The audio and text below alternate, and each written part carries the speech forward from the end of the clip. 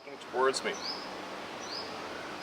I felt that as late as it was time to leave and walk back to my car.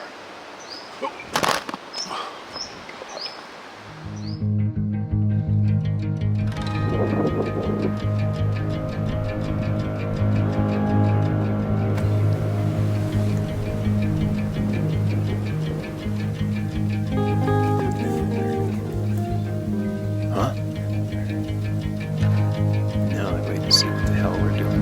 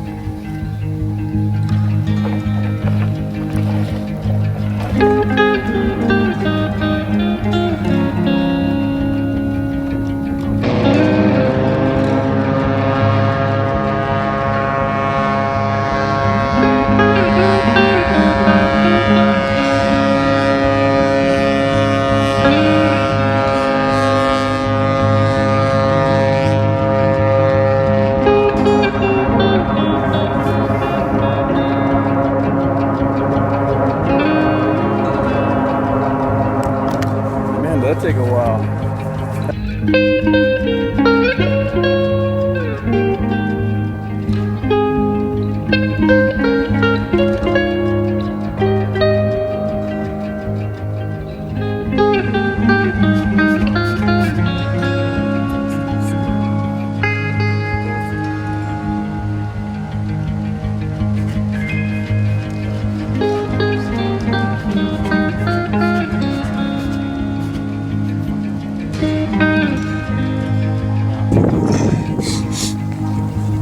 And this is how you come down.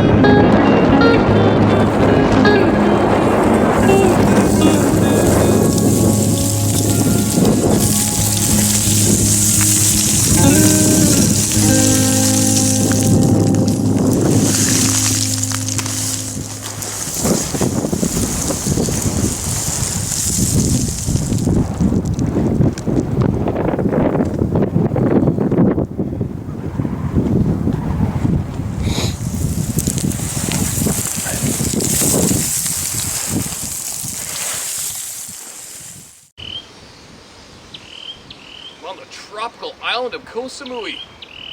Sarah's gonna go for her power walk. It's pretty noisy on the beach. If I try to do this on the beach, the waves are way too loud. But anyway, so I cracked open a folder in my inbox and there's 1,200 emails in there. Going all the way back to 2019. I forget why that folder was made. It has something to do with one of my email addresses filling up. But anyways, I don't know what kind of fish are in this little lake right here, but there's some pretty big things splashing on the top and haven't got a good look at it yet. The water's not clear enough to see them, but it's driving a little bonkers. All you anglers know what I'm talking about.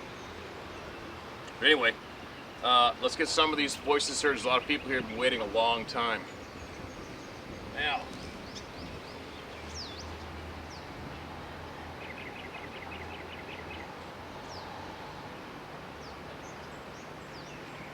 going to be people coming intermittently, and I'm guessing. You're going to be hearing a lot of scooters ripping by. I guess just life ripping by in general around here.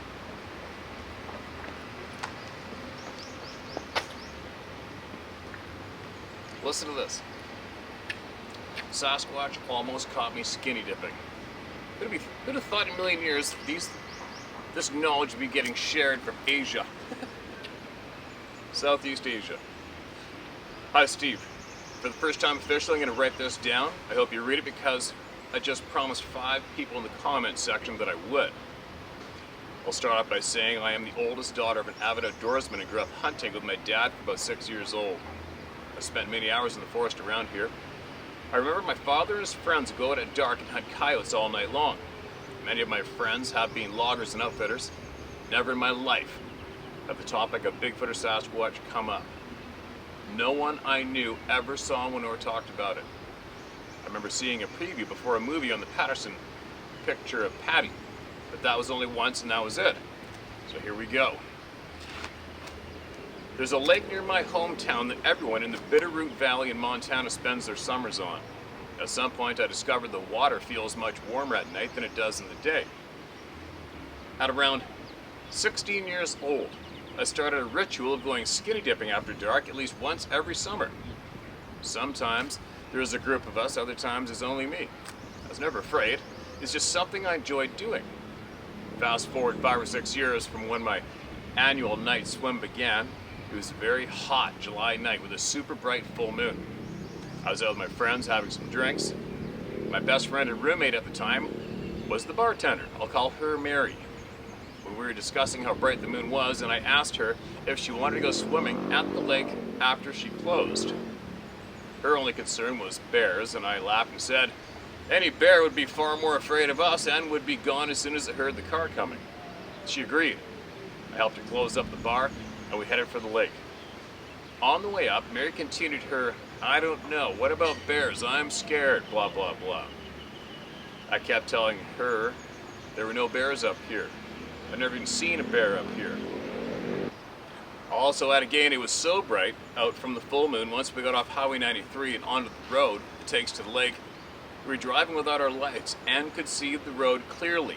And then we would turn them back on and laugh and turn them off, basically goofing around and having fun.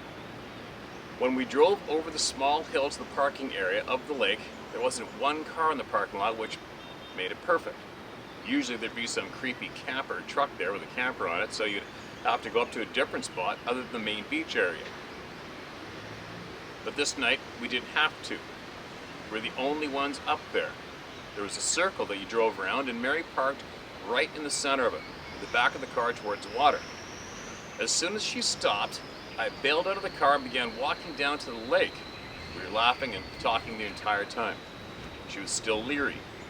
Taking her time, she'd only made it a quarter of the way to the water when I had reached the shoreline. It was at that moment she yelled at me, look over your right, Brenda, and tell me what that is at the water. It's really black, super black, and it's not a rock. I can see the rocks. Just tell me what it is and then I'll calm down. Now I'm getting pissed. But still I looked in the direction to my right at the water's edge and could see the black thing she was referring to. The moon was shining on the lake like a spotlight. It was about 40 to 50 yards away from me, and it was not a rock and much blacker than any of the rocks. It was moving, doing something with its front paws in the water. I could see about 3 to 4 inches of hair on its back and instantly thought, oh my God, it's a bear, unbelievable. I instantly thought, why isn't it moving or paying any attention to us? We were being very loud, laughing and yelling back and forth to each other. It looked huge, but had an odd shape, and I wondered what it was doing. I slowly began inching my way as close to it as possible, ready to run at any second. I was straining my neck and eyes to figure out what it was doing. I was about 15 to 20 feet from it, and at the exact moment my brain thought, this is not a bear, I could clearly see it was crouched in a position a human would be, with its hands between its legs getting a drink of water. The exact way you or I using our hands as a cup.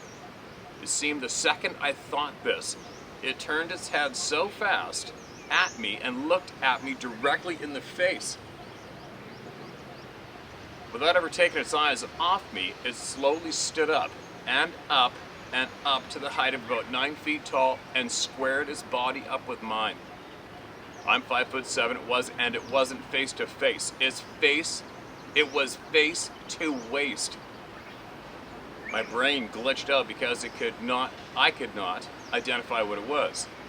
The eyes were black, with a look of complete and utter hate/evil in them towards me. Are all humans? I don't know.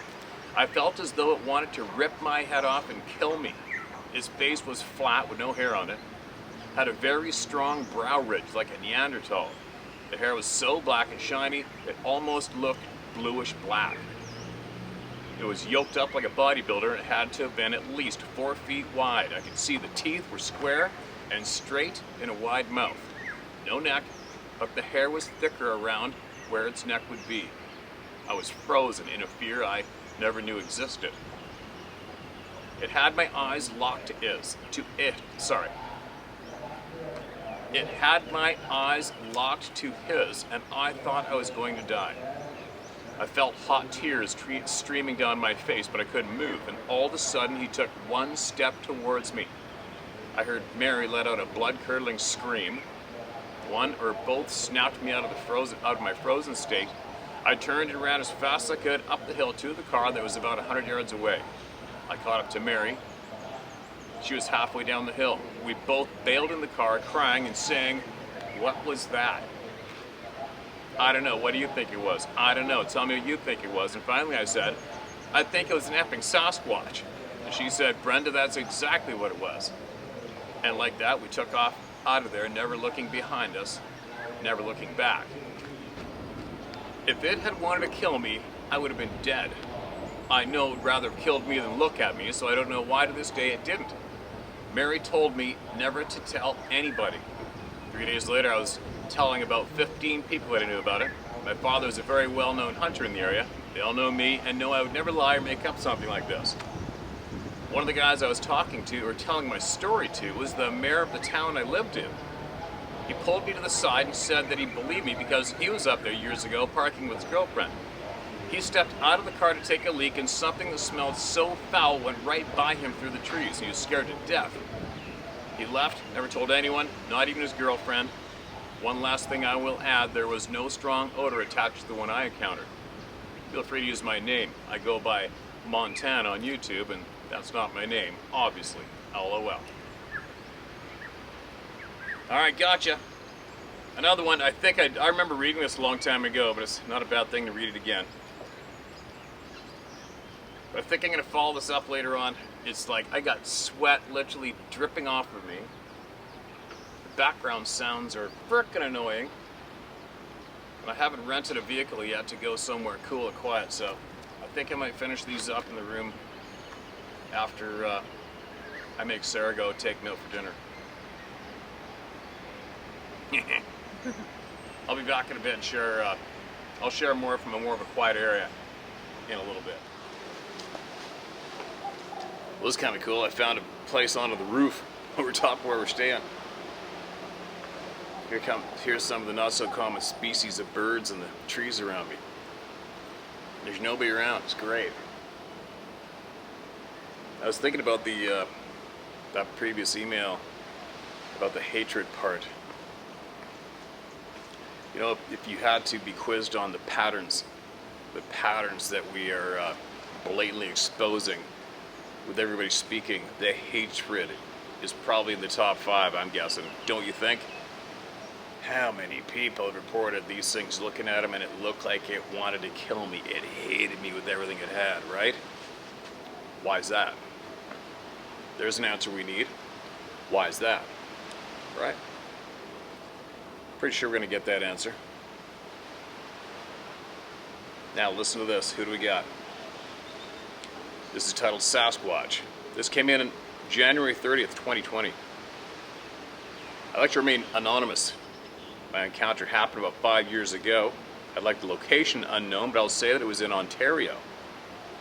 I was with my dad, his friend, and his friend's son at my dad's friend's hunting camp. We were up there for the weekend so my dad and I could help build the cabin. We're all staying in a camper trailer. The first night, I was woke up in the middle of the night to the feeling of being watched. I kept looking at the window from my bed and I never saw anything, but I had a feeling something was there, and I managed to fall back asleep. The next morning I was eating breakfast with my dad and his, while my dad and his friend were out having a cigarette. The front window that was beside the door was open. They were standing outside the window and I heard my dad say, "Oh, something just hit me in the chest." I could see him looking around and he found an acorn at his feet. So you get an idea of the layout when you walked out the door of the extension that was attached to the camper, and there's a very rough, unmanned road, and then a hill that went up at about a 30 to 35 degree angle, and the acorn tree was about 20 to 30 yards away from the road at the top of the hill. And this is back in the middle of nowhere. There was nobody but us. Acorns don't fall at an angle and then start down. Later that day, at the fall start down. Okay, it's gonna be a couple typos, but we'll get it. Later that day, we're putting the roof on the cabin. My dad and his friend were on the roof screwing down the plywood, and I was on the ground handing them sheets of plywood. My dad's friend's wife came up to the camp and was walking over to say hi to us. We were in the middle of a clearing that was about 50 yards across, and from the far side of the clearing, a rock about the size of a baseball came flying from about 20 yards inside the tree line and flew across the clearing, and it landed 20 feet behind the cabin. I estimate that the rock flew about 100 yards. My jaw dropped. I was in awe. The next morning I woke up before everybody else. I was looking out the window and I saw something walk by the window. There was a bird feeder outside the window, and this was taller than the bird feeder. When everybody was awake, I went out and I measured the height of the bird feeder, and it was 8 feet off the ground. If I had to guess, this thing was probably 8.5 feet tall. Thank you for letting me share my story. I've been watching your channel for about 6 months. I don't want to share my story, and I knew this is a douchebag-free place. Thank you.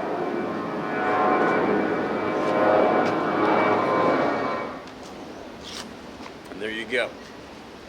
Another one. This one came in fairly recent. This is titled Northern BC Cedar Headband. Dear Steve, been following your show for about 6 months, and I want to thank you for providing a safe, non-judgmental forum for people to share their experiences. Stories are amazing, and it's great to listen to unfiltered, unedited stories from such a geographically vast group. I wanted to share a few experiences from last summer. In July 23, I was visiting my birthplace in northern BC. I had heard of many sightings and sounds of Sasquatch, but had not experienced anything myself. On the particular morning, I woke around 7:30 a.m. My family was still sleeping, so I stood looking out the bedroom window. After about 10 minutes, I heard and felt the most powerful scream I've ever heard. I could feel this scream to my core and stood in shock. Within a couple minutes, I heard a second scream. Again, I didn't move as it was like I was paralyzed. When I snapped out of it, I grabbed my phone, but no more screams occurred. The forest was a few streets up the hill, so whatever screamed had enormous lungs. Later that day, I visited a friend who lives on the edge of the forest. I had heard that he had been clearing some trees and something had been screaming at night behind his house and breaking tree branches. I went to take a look at the trees and was shocked the breaks were about 20 to 30 feet up, and I also found a large footprint below one of those trees. In the same town, another friend owns a gravel pit, which has been in his family for going in and out of this, which has been in his family for going in and out of this pit has been a daily occurrence for him during his adult life, and he lives on an acreage connected to this pit. Few typos. We'll get it. He's had many Sasquatch sightings as they seem to be familiar with him. He doesn't bother them, and when he goes in for gravel, they, and I mean a whole family, often watch him from atop the hill. On one occasion in 2021, he drove into the pit in his dump truck, and when he went to leave, the large male and 2 juveniles stood on the road. A female Sasquatch stood off to the side. Eventually they walked away and he was able to drive out. And this was his most close-up experience, and it freaked him out. My friend wouldn't go back to his gravel pit for weeks, and when he did, he needed a friend to accompany him. As my friend has had many sightings, I asked him to describe them to me.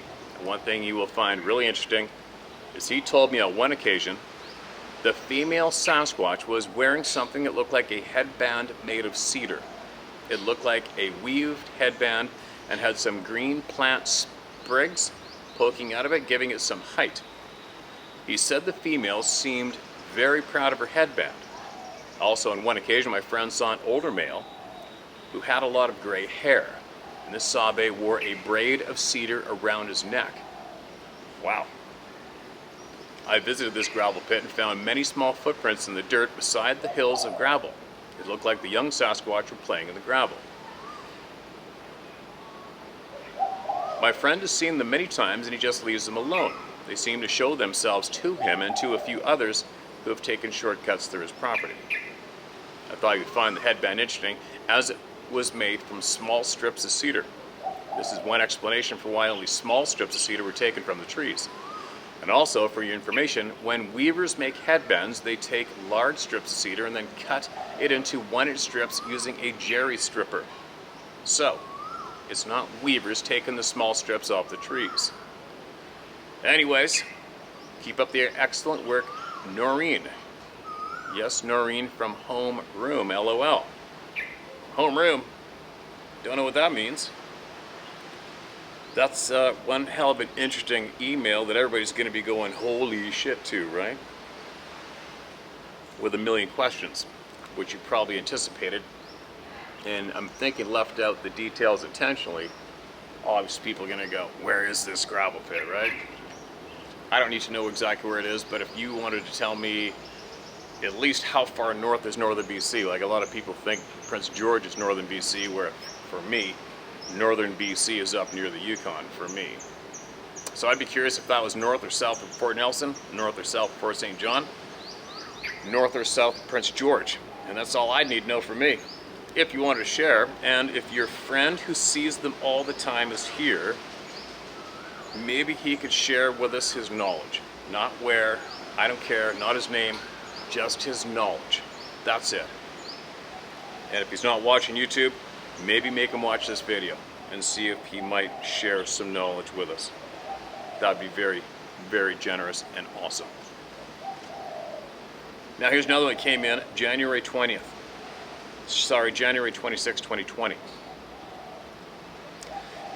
I'm sweating my frickin' face off just standing here. Crazy. In 1967, there's no title to this email, I don't think. No title. In 1967, I was 10 years old and had gone trapping with my grandfather on the Groundhog River in northern Ontario. He built a couple of cabins along the river to serve as stopovers as he made his rounds. We arrived at the cabin, which was deepest in the bush, to find our cabin completely ransacked by what we, at least I thought, not having heard of a Sasquatch at this time, were bears. For years, I put off the strange things I saw that day as merely the incredible abilities of a hungry and curious bear. But today, armed with the knowledge of Sasquatch in retrospect, it could only have been a Sasquatch. I should have guessed by the puzzled look and awkward silence from my grandfather that this was no ordinary bear. B&E. Number one, the door had been ripped off and was found in a clearing a couple hundred yards down the trail. Number two, the wood stove, a cook stove, which took 3 men to move, was found 500 feet up the trail. What was even stranger is that there were no drag marks anywhere between where it originally sat and the clearing where it was found. Number three, every jar lid, every container, every box had been opened. A case of wooden matches with 20 smaller boxes in it had been opened, and every little box had also been opened. Number four, the 2 cot beds were never found, mattresses and all. Fortunately, the bunks had been left intact. Number 5, one of the windows had a loose steel mesh over it, with the squares being approximately 1 inch. It looked as if something had put its hand or a paw in and squeezed all the metal to the center. The list goes on. Things a bear could never do, but I was too young to realize. I never thought to look for tracks, but I'm certain my grandfather did, being a master woodsman, which is probably why he didn't mention it. That was last year my grandfather trapped. I often wonder if it was because of an encounter or simply old age. Another interesting story, and I'm certain you have never heard. In 1994, I was working in a healing center in Australia where they often had shamans, psychics, come and do presentations, etc. A woman psychic had come, and as a part of her presentation, she had asked a couple of the staff to put some pictures in unmarked envelopes so she could guess what they were. As one of the pictures, I put a sketch of a Bigfoot. That evening, as she successfully guessed her way through the envelopes, she came to my envelope. Immediately her face went completely deadpan, dropping the envelope on the floor, and she said in a terrified voice, "Someone must stop these beings. They are working with the ETs and disappearing people." She was very upset and refused to touch that envelope again. And sure enough, it was my Bigfoot picture. Make of that what you may. My name is Dan. There you go. Why does that sound familiar? Did we read that too? I wonder back in the day. You know what Grandpa was thinking when he saw that sight, right?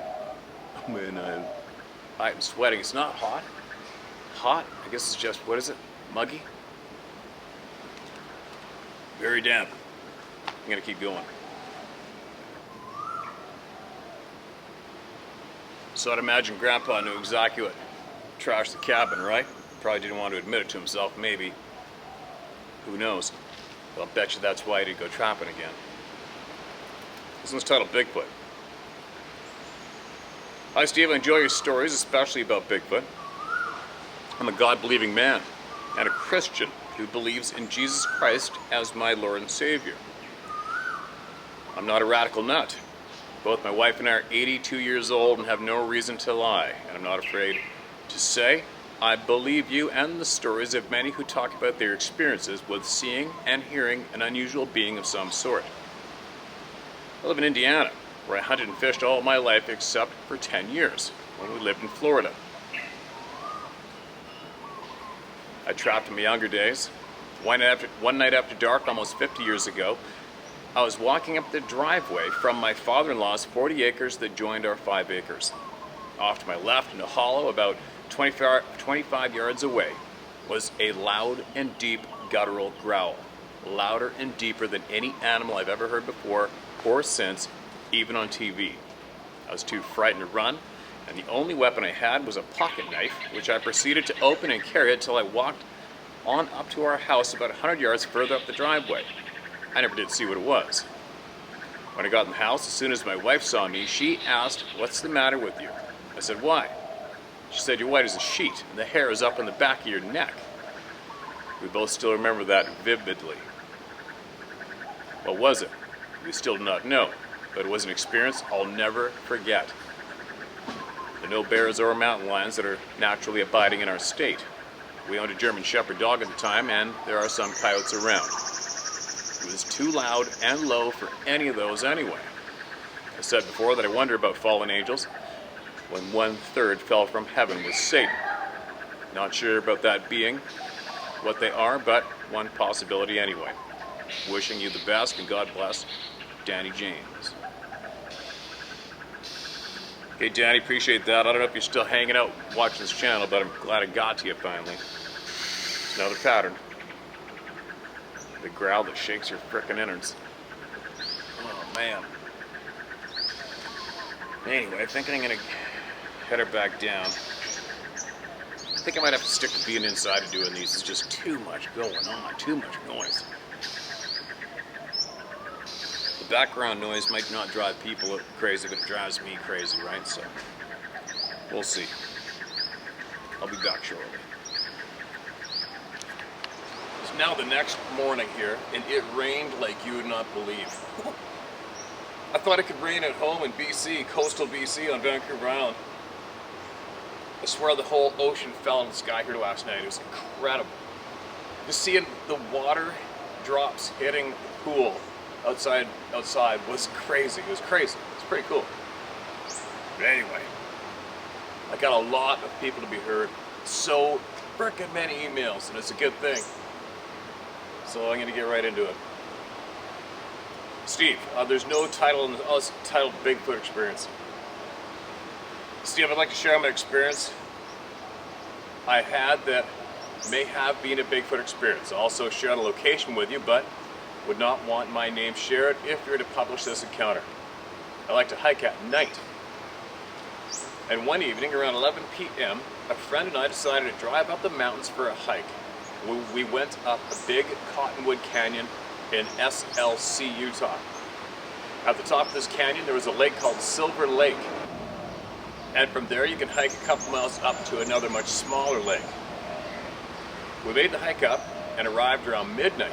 My friend and I were just sitting at the edge of the lake quietly and soaking up the evening. There are no roads to this lake, and camping is not legal up here. We do not use any drugs or alcohol.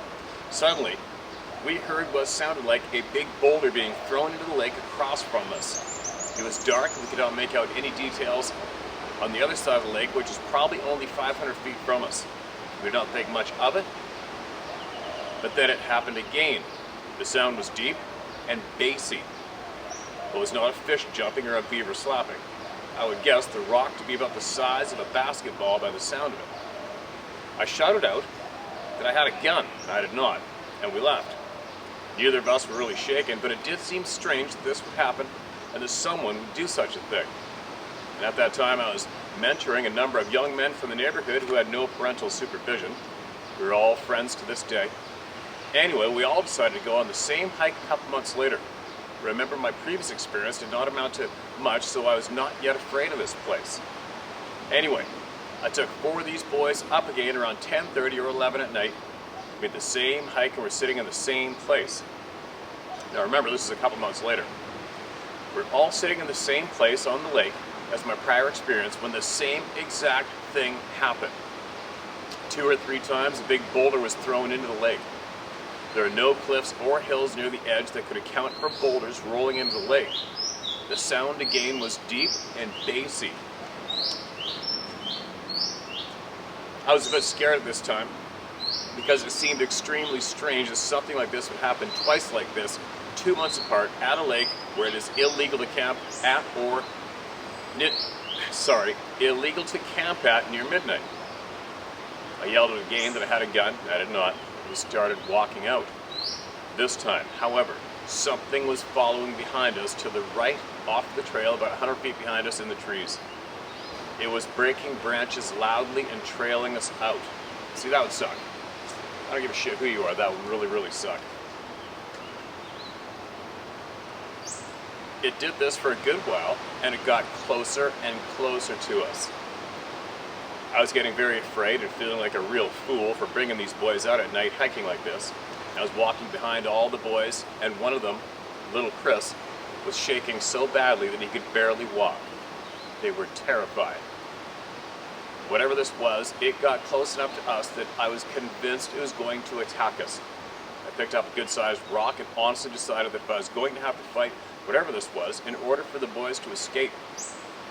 I started making as loud and scary noises as I could, as a sort of a battle cry, but still walking away with the boys.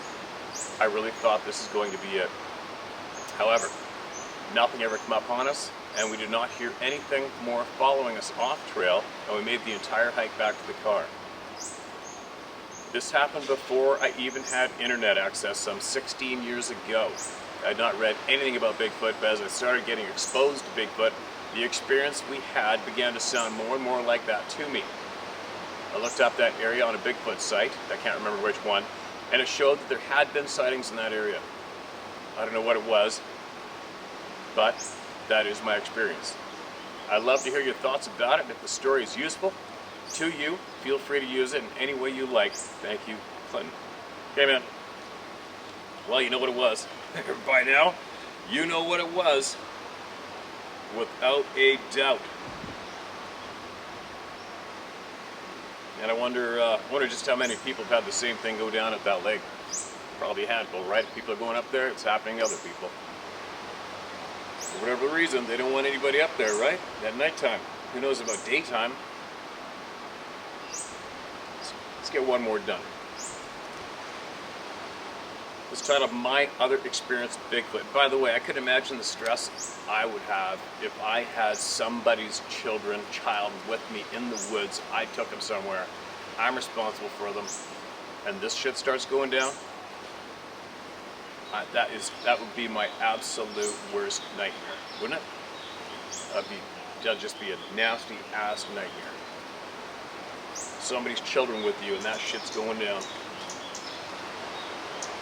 This is titled My Other Experiences with Bigfoot. Steve, I sent an earlier experience to you about when I was a Marine stationed at Camp Lejeune, North Carolina, regarding at least 4 Bigfoot that scared the living shit out of myself, 4 other Marines while fishing on the backside of the base. Now I'd like to tell you about another experience that I had when hunting near Mount St. Helens, Washington, after I got out of the service. I again wish to thank you before starting my encounter experience with you for what you are doing to bring the facts to light of day regarding Bigfoot and the people who are trying to keep this a secret or make people think if it is real, it's a harmless ape. This narrative is simply bullshit. Yes, it is. Agreed. I know that it's not an ape. I want to share my experience with you and hope that you know for a fact there are many of us who have experienced these beings that would like to help you in any way possible. It's important that you bring the truth out in the open where it belongs. There are far too many people that go blindly into the woods thinking there is nothing out there. And if it is out there, then it is a big, furry, friendly creature that means them no harm. To that I say bullshit. So, for someone like you to step up and try to get the facts out there, that may keep someone safe. You're doing a great job. And we need your help in getting to the bottom of this conspiracy or whatever it is that keeps these mindless, money-grubbing fake researchers going in circles like dogs chasing their tails. This experience happened to me in '78, shortly before Mount St. Helens blew its top. I was on the south side of the mountain where I'd hunted for years before going into the service. This is my first trip back to do some elk hunting. I was so excited to be back home and able to go hunting, which I love so much. That thing's still recording? Yep. Sun's headed. Whatever. My hunting partner was not able to go with me this trip, so I was going to make a solo trip, which I'd done many times before. I knew the area well enough and was prepared for what the area would present. I always take at least 3 days worth of provisions when hunting, as well as survival gear in the way of extra clothing, poncho, matches, fire starter, and other essential items in my backpack that I carry. I know that many do not take such precautions when hunting, but I do because once, while hunting, I got turned around so bad that I spent 3 days in the woods wishing I had something with me other than my gun, knife, and what I was wearing on my back. No doubt. On this trip, I was going to hunt a power transmission line right away. That allowed me to park on the logging road and walk about a mile to where I would sit on top of a ridge where I would be able to watch both sides of a hog rack on top of the ridge. It allowed me to be able to have a clear shot for over 400 yards in either direction. I'd taken several elk in the same location on various seasons over the years before entering the service. I walked in before light and reached the spot where I intended to hunt before the sun came up. I was there all day and did not see a thing. This was highly unusual, as every other time I had chosen this location to hunt from, I always saw something. Deer, elk, even a black bear on several occasions. Maybe the things I would see on those hunting trips were not what I was looking to hunt for, but on this day, nothing seemed to be around, not even a rabbit. It was also quieter than I remembered. For some reason, I also had the feeling of being watched, but thought it was nothing. It was getting later, about an hour before dark, and close to when I would have to leave, I started to hear movement across the right-of-way in the woods. It is not the usual sounds you hear from an animal, more like someone walking in the woods. I thought that maybe someone else was hunting in this area, and took careful note to be careful not to shoot in that direction should an elk walk out. I'd never seen anyone else but me in this hunting area before. I spent a lot of time gone while in the service and thought maybe someone else had found that this is a great location too. I continued watching both sides of the hog back but kept having that feeling I was being watched. Call it sixth sense or whatever. It was just a feeling I could not shake. I started to hear movement in the woods across the right-of-way and it sounded like it was, sorry. I started to hear more movement in the woods across from the right-of-way. It sounded like it was something walking towards me. Knowing that someone was on the other side of the right-of-way and might shoot my direction when I got up to leave, I yelled over and said, "I'm coming out. For God's sake, don't shoot." More as a joke than anything. No one said anything, and there was no more movement from that direction. I once again yelled a little louder, "I'm coming out, please don't shoot." I got up, started walking towards the dirt road that ran down almost the center of the right-of-way and wandered back and forth between the transmission power lines. Sorry, transmission power towers. I'm getting massive reflection here. I thought it funny that whoever it was didn't call back to say they had heard me, and it said it was okay. And once I got to the dirt road, I started back to my car, thinking that whoever it was didn't want to make any noise to scare any animals, as it was not quite dark enough to stop hunting. But for me, I felt the urge to leave. As I moved down the road towards my car, the sound of walking in the woods started again off to my right, just inside the tree line. I thought that maybe whoever it was had decided to walk out with me, but whoever it was did not come out of the woods, but just kept paralleling me. I stopped, they stopped. This is beginning to creep me out, so I asked them to come out where I could see them. There's no reply. I, again in a louder voice, said, "Enough's enough. No more games. Get your ass out here so I can see you." Again, there's no reply. I took my gun off my shoulder and jacked around into the chamber, keeping the gun pointed in the direction of the area where I heard the walking, but with my safety on, I continued to walk to my car. When I walked, it walked. When I stopped, it stopped. As it was getting darker, I became worried. Maybe this was not human.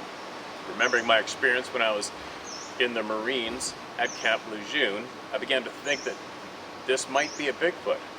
I was also aware that maybe there might be another one on the left side of me. I started to watch not only my right side, but the left as well, as watching closely my back trail. And after all, I would rather be safe than sorry. I still had quite a ways to go to get to my car and knew it would be dark by the time I got there, but I didn't hurry. So I started to jog back so I could possibly get there before it was totally dark. The thing to my right started keeping pace with me. I could hear it breaking limbs and what sounded like small trees as it kept pace with me. It was at this time I knew it was not a human being, and was almost sure it was a Bigfoot. I made it to my car without ever seeing what it was, but I wasted no time in putting things away neatly. I simply threw my things in the car and got out of there as fast as I could, without ever seeing it. I can tell you it was not a bear, not a cougar, bobcat, or anything else that I've experienced in the woods. I cannot say it was for sure a Bigfoot, but I would bet all that I have that it was. Needless to say, I've never hunted in that area again. I want to thank you for reading my encounter, and I want everyone to know that they should be extra observant when in the woods, as well as armed. I'm very careful when in or near the woods, and I carry a .44 Magnum in a chest holster, as well as a rifle, which is a 300 Win Mag. I'm very proficient with either weapon. And I forgot to mention, I was a sniper when in the Marines during my tours in Vietnam, as well as a marksmanship instructor before going to Vietnam. I can hit just about anything that I can see. But in the case of Bigfoot, unless it was truly trying to hurt me or someone else with me, I don't think I could shoot one. The one that I did see at Camp Lejeune, it looks far too much like a human to kill one. Not that I wouldn't shoot it if it was necessary, just that I would not want to kill one just to say that I did when I had done nothing wrong. It's just my personal thought, but I think that sometimes the Bigfoot creatures are a little too curious for their own good, and other times they just want you out of their territory and do what they can to get you to leave. Other times they may have other intentions, and that is why I'm always armed when in the woods. If they are human-like, there are good and bad humans, making me think maybe they are a lot like us. I don't trust easily, and I think that is how we should treat these creatures. Keep up the great work, Steve, and may you be successful in your endeavors. feel free to use my name. Sincerely, Dennis Copeland, Milwaukee, Oregon. Dennis, appreciate you, man. I'm super glad you sent me this email and the one previous.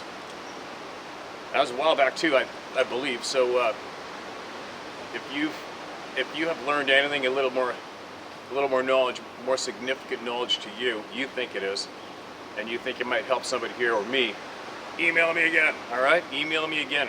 Get me up to date with what you got. I'm trying to keep everybody up to date with what I got. You know, obviously I've got more than I share most times, but I will share. It's just I have to. I just got to get a couple more minor pieces of the puzzle slipped in there, and then I'll let her rip. And I'm not far away from that moment. But anyway, there you go. Another pattern, right?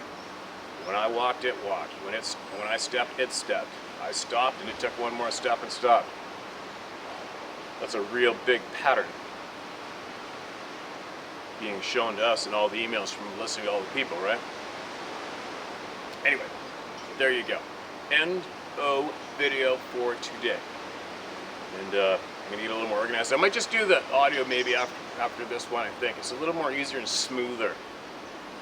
Do the audio with B-roll maybe. It's just there's moisture, there's rain, there's planes taking off, people and birds. And this is one of the calmest places I could find. But I just caught the camera, just about went right over the concrete wall, which would have went down 3 floors. And I just caught it. The tripod I bought here slipped. So everything seems to be a bit of a hiccup until I get everything lined out smooth in my daily routine.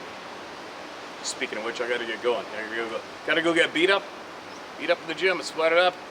And I'll be back again shortly.